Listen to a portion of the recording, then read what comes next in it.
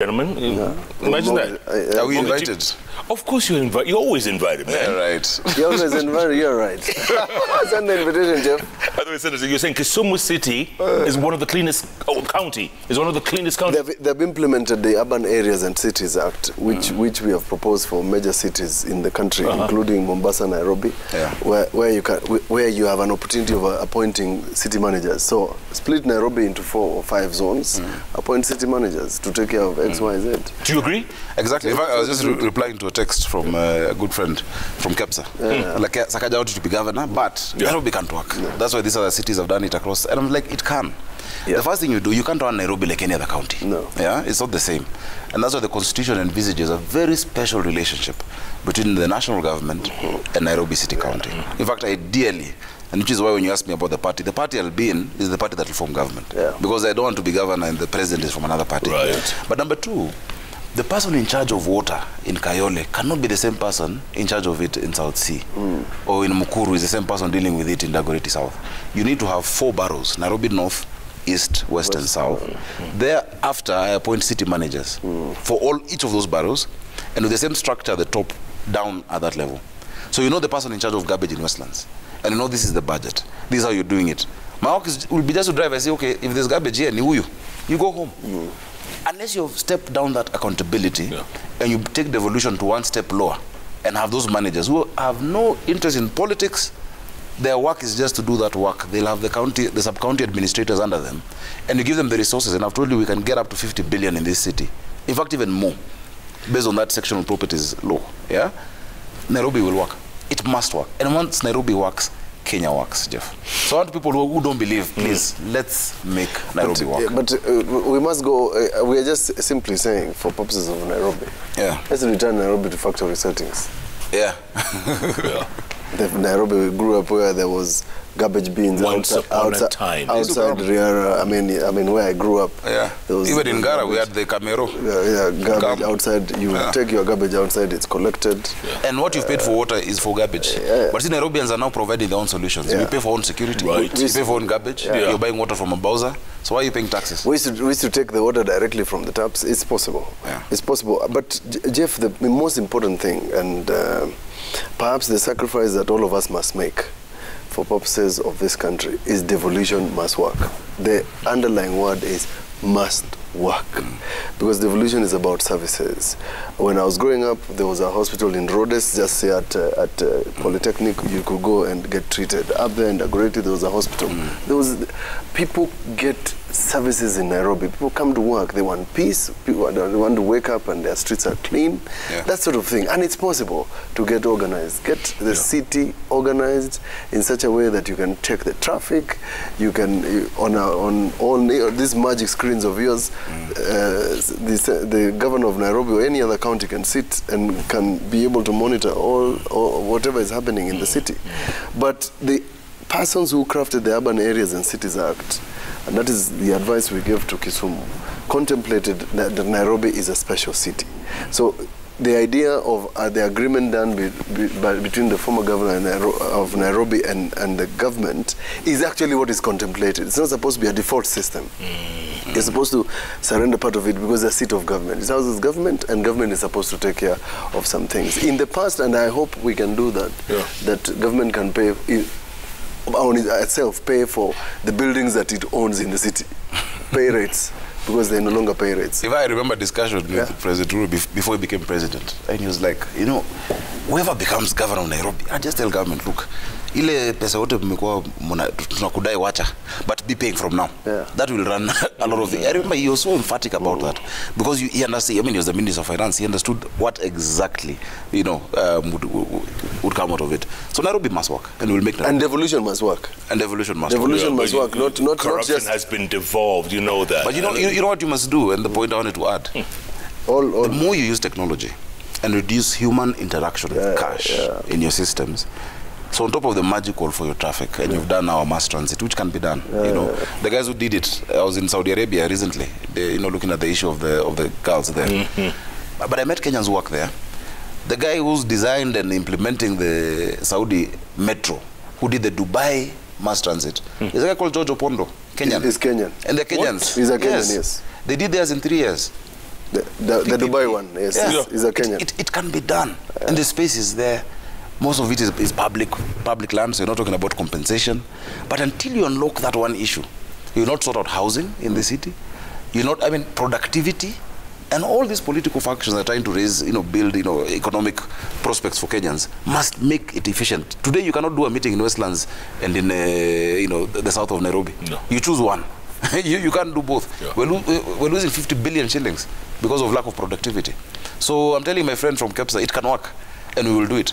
And understand the skepticism, but let's not look at Nairobi in terms of what it has always been, but in terms of what it must be. Before the break, I asked you, Senator, you were at the forefront. You were one of the cheerleaders of Jubilee. Not cheerleader, designer. Thank you. Not cheerleaders. 9 years later. Is it 9 years? Yeah, it's 9 years. You're disappointed? We launched TNA on the 20th of May 2012. Correct. So it's going to be 10 years next year in May. And we had a dream of institutionalizing our politics. And then later we came together with URP to form the Jubilee Coalition. And then later 14 parties brought together. And I remember even that time, I remember having a discussion with the Deputy President that time, and he told me, some of you might be resisting, but it's only in a big party where your talents will come out. Let it be an institution. And if we follow this dream, one day an El Molo will be president and create a serious political institution. And we hoped that time our brothers on the other side, NASA, would also be able to come together. Because before in this country we had, if you ask someone what is a Kikuyu party, they would know. There's a Luo party, a Kamba party is known, Luya, like 3 parties. But where was the Kenyan party? So I'm very disappointed that since we got into this term of 2017 to date, that we've not lived up to the dream of that truly national party that we wanted to create, where there's room for consultation, where you can disagree, but on issues, where you can have party position. And I kept saying, a party position is not the opinion of the party leader. It is not the opinion of a deputy party leader or the secretary general. A party position is when you call people for a meeting, you discuss an issue, we hear the different views on that issue, and once we take a collective decision, then you must take collective responsibility. So Jubilee has been poorly run, terribly run, terribly. And I feel very disappointed because many people hang on to that dream. Those who are looking at the future of our politics for the next 20, 30 years have a very bad example, and that's why it's broken down. I have always said that I believe something could be done, can be done. When you have a loved one, no matter how sick they are, you believe there's a doctor somewhere, or there's this new medicine, there's this new solution. You even sometimes take them out of the country. You don't give up. And for me, I'm not ready just to give up on the dream we had on Jubilee. But I will not lie and say I'm not disappointed with how it's been run. If I could ask you objectively, President has 9 months to the end of his term. Yeah. His legacy, what will that be? And I'll ask you too. I think that of all the things that they promised to do, they're fighting in their coalition or in their party has made it impossible. You can't actually pinpoint something that they've done from A to Z, whether it's digital literacy program, whether it's laptops, whether it's stadiums, whether it's roads, whether it's Galana Kulalu irrigation scheme. Everything has been plagued by politics, corruption, and so many things. And I bothered to say it when I had an opportunity to tell him that I think, for now, the only legacy that is left is living a peaceful country. That he will live, he's young enough to see the sort of country that he's going to leave behind in September. In September 2022, assuming that you complete the election and you don't have a petition, he's going to be around to see either the mess or the peace that he has left. And therefore, his legacy can only be, and for an outgoing president, the legacy can only be to leave a peaceful country. Let the chips lie where they should, without appearing to want to push, because assuming that your wish is not followed or the public rebel, you end up with a problem, and you want that legacy. If you think about Mzee Moi and what he did in 2002, eventually his choice was rejected, but Kenyans forgot about it, and I think the president must think very carefully about what sort of country he wants to see in September 2022. because we cannot have seen the signs of violence, and that is dangerous. We must have a country where people understand that I don't have to disagree with Sakaja violently. But we also don't have to agree. Why do we have to agree? Let everybody stay in their corner and leave Kenyans to make their choices. We also cannot zone this country. And we in the next few days, the president, because the constitution for some reason, very strange reason, has identified the president as a symbol of national unity, the president of the Republic of Kenya. So is the person to stand in the gap when we are going to have chaos and nobody is thinking, when everything is going to go south. This President Uhuru Kenyatta, who we are going to look up to ensure that the country remains on course, irrespective of who succeeds him, and irrespective of what he thinks about the person who is going to succeed him. It's the most important thing for a country to walk away like Obama and just whistle away, and we escort him to whatever location of retirement he chooses. Let him go there and Kenyans can clap. Not be exited in such a way that it leaves people with a bad taste in their mouths. And presidents, even including governors, have this temptation to want to pick. They should resist. Every time they wake up, they should recite the Lord's Prayer. Resist the temptation to pick your successor. Well, resist the temptation to pick your successor. I think if there's one man who I would not be worried about in terms of the transition, it's President Uhuru Kenyatta. Remember, this is the first person to ever concede defeat, and that was a powerful regime. In fact, a story is told about how, you know, when the results were coming in and it was terrible for them. It was good for the rest of us. You know, we were very happy. I was very happy. You know, I just cleared fourth form. In 2002. Yeah. Good Lord. Anyway, so I mean, all these Kanu from four, all these Kanu stalwarts. Yes. Well, like, Sasa, you guy, you know, you're a very useless person. Why we don't even know why Moi chose you as a candidate. Now you will see. And he went to State House, and this is a true story from him. He went to State House, and they were like, you know, there were some people who mentioned who really wanted to go at him because they're like, we cannot hand over. How do you make us lose? And so he didn't see him there that day. He went back home. But the next day he was called now to Cabernet Gardens here, Kibera. And they were like, Sasa utaona. So umeitwa, you will see Mzee. And they sat in the room. And in that room, Mzee said, Aya, Sema. President Uhuru Kenyatta stood his ground and said, you know, I'm seeing the tension in the country. I want to thank you for having chosen me. We did our best. But the way the tension is, I think I should go and accept that we've been defeated and we'll fight another time. And President Moi told those people, you've all been wondering why I chose this guy over you. It's because of this. Uhuru Kenyatta will never watch his country burn. So no matter his choice, he's the last person I'd be afraid of that one, he will not hand over, or number two, he will lead this country down that drain. He will not. Remember, he's borne the brunt and the pain of even the NICC process. You would not wish that on your worst enemy. We had very, very sad and lonely moments. I remember when there was the, what do you call this? Confirmation of charges. When the announcement was coming on. Yeah. And I was sitting next to his mom in the house. You don't want anyone's mom to go through that again. Uhuru Kenyatta, you should not worry about that.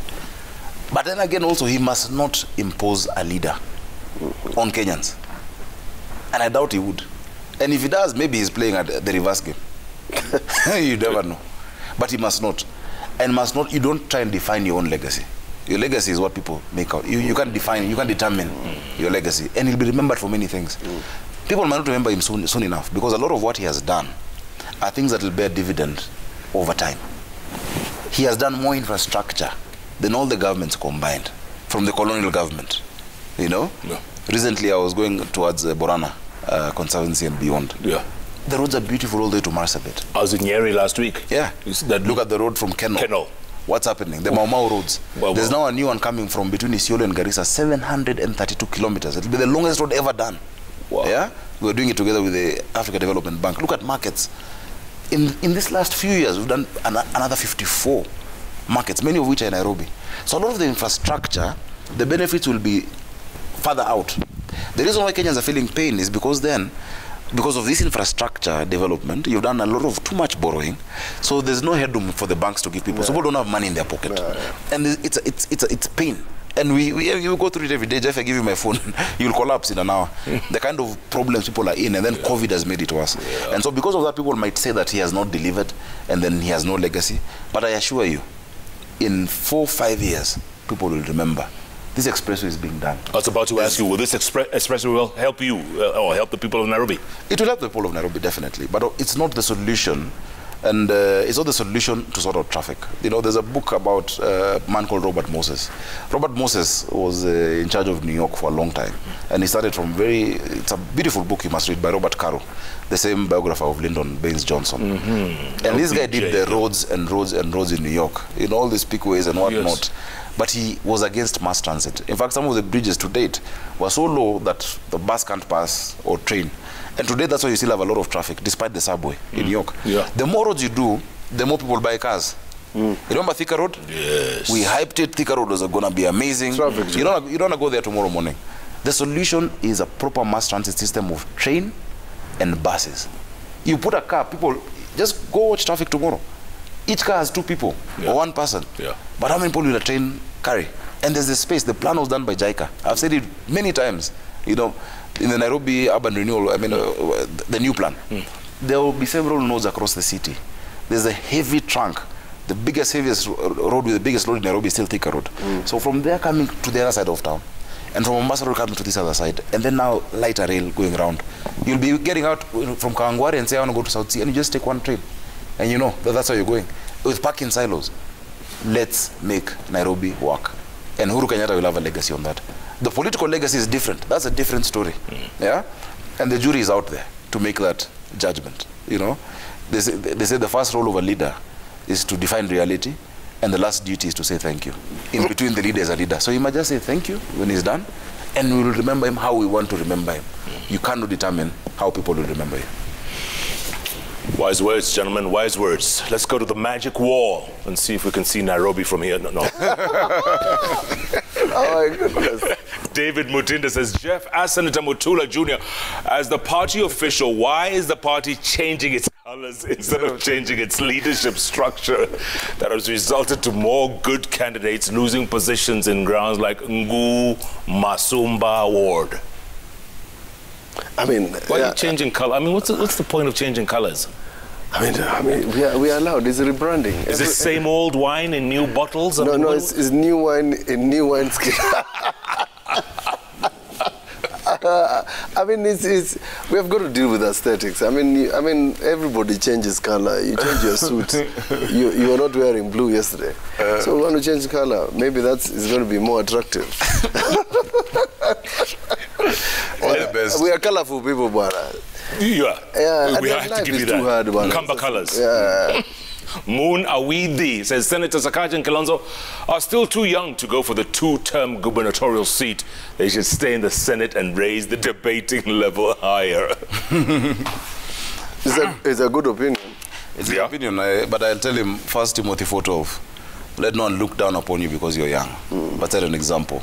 Yeah, and there's a power in setting examples. This country has been transformed by leaders when they were very young. Absolutely. Look at Tom Mboya. Tom Mboya, you know, in his 20s. Yeah. Ken Matiba. Ken Matiba. You know. Look at Governor Mandago. He's going to retire. He's not 50. Yeah, he's not 50 yet. No, Tall goes the same. And he's done an amazing job. Governor Mandago. Yeah. I mean, Governor Hassan Joe is not 50 yet. He's not 50 yet. Yeah. And also our Formula 1 guy. In fact, sorry, he's 50. Yeah. I mean, in strict terms, therefore, I'm late. Yes. Sakaja is still early. I'm late. Yeah. In the game. So we are old then. Our generation. You guys. Yeah. We're fossils. Absolutely, Jeff. Jeff, do you know in the 2009 census, I'll not analyze this one very good. Go on. Kenyans above 50, it's only 9% of Kenyans are above the age of 50. 9. You guys should know each other. By name. You should be in our WhatsApp group. Yeah. The same WhatsApp. But I was telling you about Jimmy Kariuki earlier on. Yeah. You know, we were in the same class. Yeah. The same he and I were in the same class. Oh, my. Yeah. Back then, we used to be alphabetical. Yeah. So he was K.A. Kariuki. Yeah. I was K.O. Yeah. We sat almost desk to desk. Oh. And there was Kibaki in the... I'm sorry, I'm name dropping. I'm telling you. I'm sorry. Dynasty. Ibrahim Mohammed says, please ask Senators Mutula and Sakaja whether OKA has any economic model that is different from that of Baba and Ruto. An economic model, OKA. You haven't said anything about what OKA is. No. Because they are forcing us to respond to whether you are going to give 6,000 shillings to people or whether you are going to turn the bottle upside down so that it bottoms up. We are not thinking about those things. We are thinking about making sure that the economy is running. You have money. What he's saying about money in people's pockets. How do you do that? By making sure money is circulating. Somebody said something very interesting, and I want to actually put it out there so that we see whether we can have discussions. The question of having disclosure on 1 million is actually inhibiting business. Do you know that? It is. It is inhibiting. How so? Small enterprises, because people are making 4 or 5 million shillings a day in informal sector. You're making trade difficult, and you're making trade very difficult, because then you have to disclose, and yet you're doing informal business. The people who are in Kakomba doing business are doing 5-6 million shillings business. When they get there, you have to disclose. So we've got to open up the economy so that people can make a coin here, a coin there, etc., etc. The KCB has a plan about a $10 per day per person, 1,000 shillings. Just the person who is selling potatoes in Wakulima market can make 1,000 shillings a day. The person who has a boda can make 1,000 shillings a day. That's the sort of thing you are talking about. You're not giving people. You're telling people, go to work. You're enabling them. Enabling them, telling them, go to work. But when you go to work, whether it's in formal sector, whether they are doing innovation, somebody is going to make money. And 1,000 shillings will be 1,000 shillings in your pocket. It's not 1,000 shillings because they're not. So there's definitely an economic model. And it's economic thinking. You've heard it from Musalia Mudavadi, Kalonzo Musyoka, Uchumi Bora, pesa mfukoni. Money in the pocket. Reduction of debt. Yes, reduction of debt. So it's not trickle down, it's not bottom up, it's just, it's just some... It's, do you know why we are suffering? Out of your 100 shillings in your pocket, 68 is going to pay debt. We're only playing with about 32 shillings.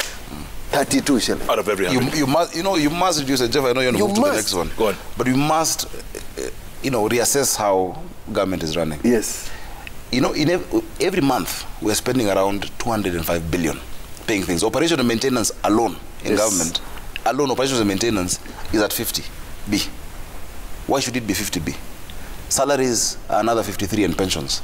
Yeah, you come to, of course, counties get now 26 and it will go up because of the new revenue. You add development budget, which is the smallest component, is 25 billion. In a month, you're doing more than 205, but you're collecting less than 150 billion. Good Lord. So we're a going concern. So you must have that expenditure in government. You must. We are paying about 1.6 billion on something called commitment fees on loans, which we have not taken. 1.6 Yeah. Yes. But for the first time, we had to borrow domestically, borrow to pay debts. So that is where OKA is saying, look, let's reduce the this debt exposure, and we'll have people having more money in their because pockets. government is easily the biggest spender. If government is not spending and the money is going to pay debt, everybody's stuck. Everybody's stuck. Stuck in a rut. Yes. Carrington Mwendwa says, ask Sakaja and Mutula whether the new political deal between Mount Kenya Forum will delay plans by OKA to unveil its presidential candidate before Christmas. There was no plan to unveil a candidate before Christmas. That was an ultimatum by certain leaders. That was their opinion. They wanted people to go knowing, which, I mean, it's good if they announce tomorrow. But I don't think the recent dalliance with the Mount Kenya Forum reduces it in any way. In any case, OKA is more than just about parties. For instance, I'm in Jubilee. Jubilee as a party officially is not in OKA. And I would wish that we talk to Jubilee, we talk to all these other parties, and see whether we can come to an agreement. I'm glad you cleared that you're in Jubilee. I was really wondering, huh? No, I'm in Jubilee. Mwangi Joseph 23 says, kindly ask Senator Sakaja if he is comfortable being kicked out of Jubilee Party during the Jubilee NDC. Whoa. For what reason? Why would I be kicked out? Whether you're comfortable being kicked out sounds like an oxymoron. That's an oxymoron. It does. Zigzange, soon to be governors, please comment on Miguna's return saga. it shouldn't be a saga. I think Miguna just needs to be let back. He's a Kenyan. Citizenship is not something that is given to you. It's something that cannot be taken away from you. And I said it even then, before, that of course the things he did, and you know, the oathing, whatnot, and the government was against it. But I mean, bygones have been bygones. There's been a handshake. The person who was sworn in himself is with government. There's no reason why you deny him his citizenship. And this argument that Kenyans who went away and had dual citizenship before the constitution allowed it, revoked the citizenship, is not the case. The constitution says that now you can have dual citizenship, so we must not assume that they don't want Kenyan citizenship. Any Kenyan who lost their citizenship is free to come back and reinstate their citizenship, which they lost by virtue of being a dual citizen in another country. Agree. I represented Miguna at some point, the earlier cases that went to the Court of Appeal. The treatment of Miguna is the sort of worst violation you have seen of a Kenyan citizen.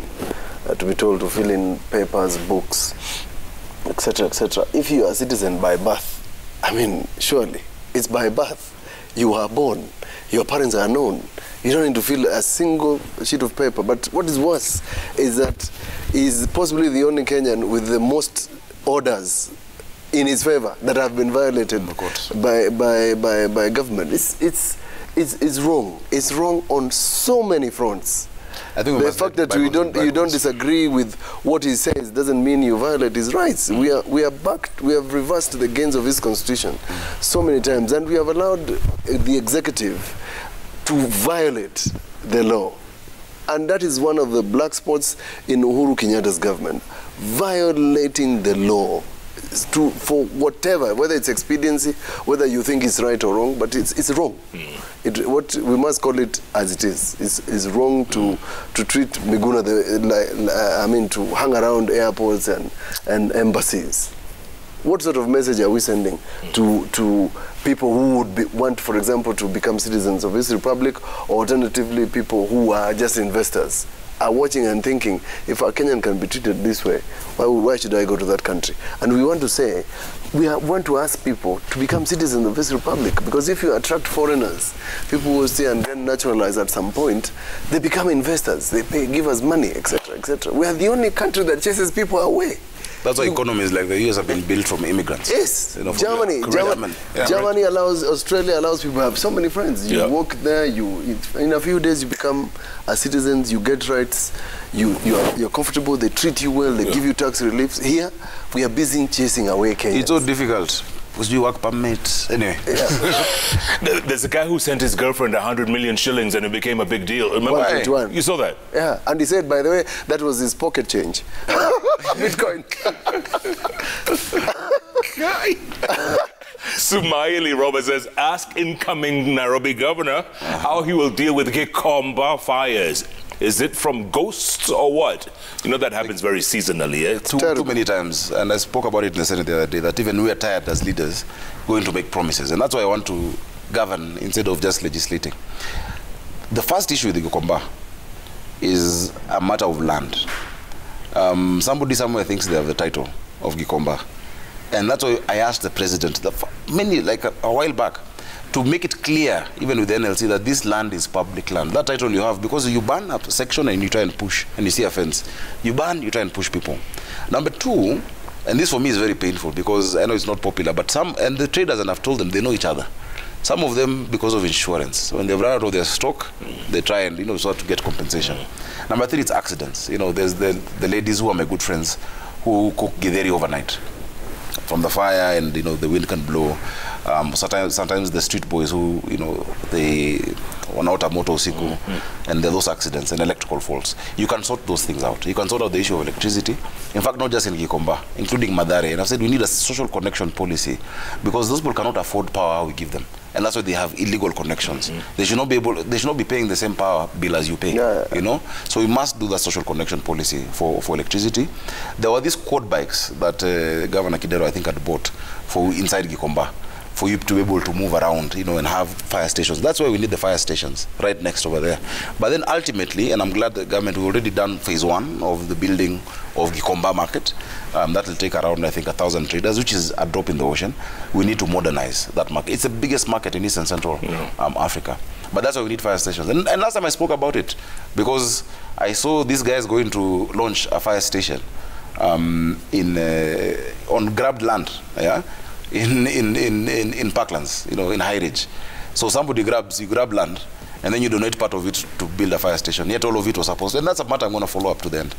And I hope they're listening, you guys. Someone has a title for Gikomba. Someone has a title. Apparently. Someone was given, yeah. And somebody has a title for Mukuru. Mukuru is even a bigger issue. Oh. Yeah. Good Lord. Yeah, the title was given to someone. And, you know, even if they lay claim to it, I think government should treat the people of Nairobi with dignity. The same way Waitiki land was sorted out, and Waitiki was given compensation. That's right. Mzee Njenga of Mkuru kwa Njenga, until the day he died, you know, he would come to, I told him, stop coming to my office, because he was such a frail mzee. He comes there crying about Mukuru. The last time I saw him was at his home. The history of that place is well documented, you know. And so if it's a legal dispute that these are people who own it, stop telling people to put money in your account. They're putting money in somebody's bank account. 400,000 shillings. Let government finish that matter and compensate the people of Mukuru. So we've told them, those who were evicted illegally, beyond the feeder roads, to go back until this matter is sorted out by government. They're as Kenyan citizens as anybody else. So you said there was a Mukuru, there was a Jenga in Mukuru? Yeah, Njenga himself. And Ruben, was that the same thing? Was there Ruben? Ruben was named after somebody else as well. Oh. Yeah. I didn't know that. Okay. Betsa Marvin says, when Senators Johnson Sakaja and Senator Mutula are on the bench, it's always mature conversations rather than shouting at each other as others do. Wow. We're about to search out. I wonder, who are those others? I don't know. You should tell us who you bring to the bench. In whose hands? Are you? No, but it's lovely. Well done, guys. Well done. Closing thoughts. Moving forward. Let's start with you, Senator. Jeff, I've said this before. This is our country. We must love this country. We must do our politics. But this country is greater than all of us. And somebody said we are holding brief for others. And therefore, every actions we are taking. Today, I was actually discussing in terms of climate change. Said that it pains me that when we were young, and Sakaja can confirm, the river that was flowing around Nairobi used to have king prawns. The fish, yeah. Fish. We used to fish. Now it's sewer. Now, when the person when I was watching COP26 said that we are digging our graves, yet if you go to Geneva, you can see the bottom of the river in Geneva and River Thames, or whether you go to Beijing, and they're saying we are digging our graves. And yet in Nairobi, the capital city of Nairobi, there is sewer running in a river, and nobody is taking action. It pains me that there's a Kenyan who thinks that it's a good idea to pour effluents into a river, pour industrial waste into a river, because he doesn't care that there are people downstream who are going to consume that water. If you go to Machakos, places like where my wife comes from in Kabaa, you find people are farming sukuma wiki. Those sukuma wikis are finding themselves into people's tables. It's wrong, and we must call what is wrong wrong. So we must take care of the environment the way we love ourselves, but we must love this country more than we even love ourselves. We plead on my part that we are going into a very, very serious season. They call it the silly season. We must continue preaching peace. Would you, Mzee, be disappointed if in today's Kenya?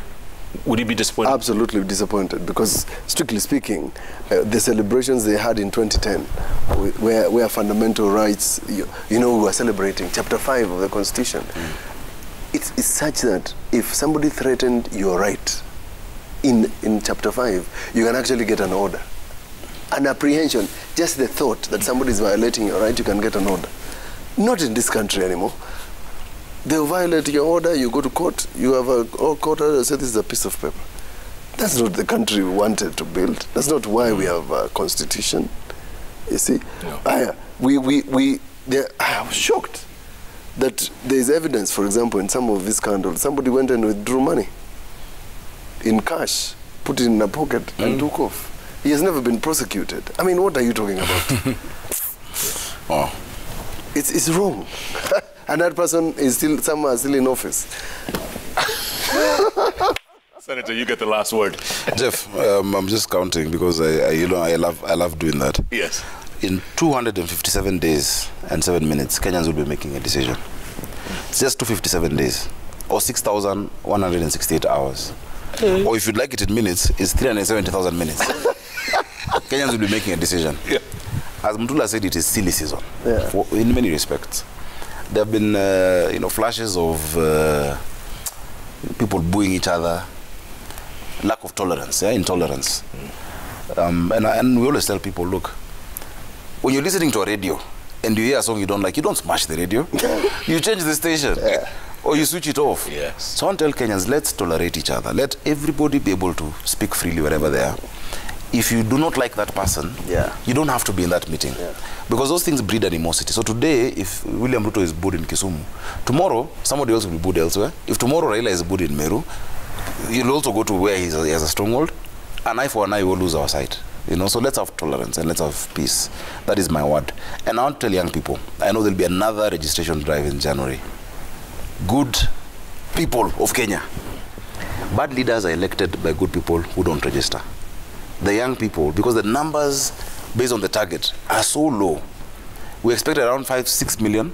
We've hardly gotten one. Nairobi, we expected 750,000. We've hardly hit 100,000. So we have more or less the electorate we had. And it's because, and I said on Sunday, people are upset. I said it's because we're not seeing inspirational messages coming from the top. So they're not inspired to make the decision. But I want to tell them your vote counts. Young people, your vote counts. Register to vote. And finally, let's make Nairobi work. And I can add one more thing, folks. Evil prospers when good people do nothing. Absolutely. You know what I'm saying? When people just sit on the side and do nothing, that's when evil prospers. The devil takes over. You know? Gentlemen, good to see you and good luck with your prospective. Good Lord, it's midnight. This show has gone for 2 days. But time flies when you're having fun, huh? Absolutely. It's been a while. And everyone should know we've not come this year. This is the first time. This year? This year. Great conversation, though. Great conversation. Always a pleasure. I can't wait for the wiper colors tomorrow. Absolutely, me too. If a chameleon passes there, it can die. Oh my goodness. Senator, when you guys decide to have it in NDC, let us know. When you let us, when you have Murade will communicate. And when he's being phoned in, let him know too. That applies to me too. We shall invite you. Great conversation. Thank you so much for being a part of the show, folks. This is what real conversation is all about. Because I keep saying, let's keep talking. The moment we stop talking, it's a moment